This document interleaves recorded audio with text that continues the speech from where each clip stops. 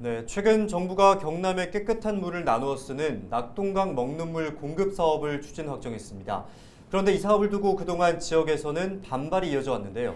네, 주기 싫은 게 아니라 이로 인해 발생하는 문제에 대한 정부의 대안이 없었기 때문입니다.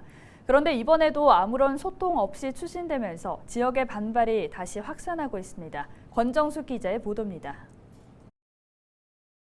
낙동강 강변여가수 사업 예정지인 창녕 길곡면입니다. 여기서 농사를 짓고 있는 농민들은 하루하루가 불안합니다. 시설재배 농사에 풍부한 지하수는 필수인데 주민 반대로 미뤄지던 사업이 지난달 30일 정부의 예타 조사를 통과했기 때문입니다. 제일 걱정이 이제 농업용수 부족 현상, 그다음에 지뢰 문제 이 두 가지 때문에 이제 여가수가 되면 밑에 지하 수면에 물이 많이 빠져나가 버리면 사막화가 되니까 뭐 농사는 아예 안 된다 이렇게 봐야 되는 거죠. 강변에서 땅속으로 38m의 집수정을 뚫고 80m 길이의 집수관 8개를 설치해 강바닥과 강변 모래층의 물을 취소하는 강변여가수. 창녕 이곳에는 17개의 집수정이 들어서는데 모두 농경지와 가깝습니다. 농사를 짓는 곳은 침수 피해를 피해 강변보다 높은 지대. 낮은 곳에 설치된 집수관에서 취소하면 농가 지하수 부족이 예상되는 상황입니다.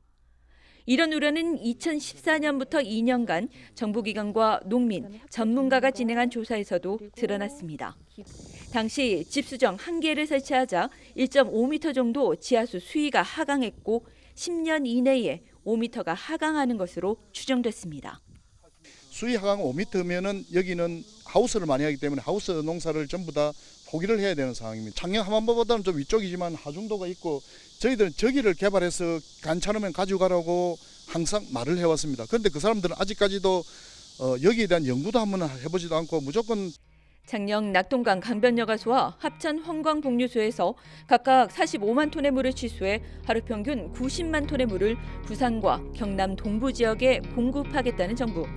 그러나 지역의 우려에도 위치 변경이나 지하수 고갈대한 취수량 축소 등 어떠한 해답은 없었습니다.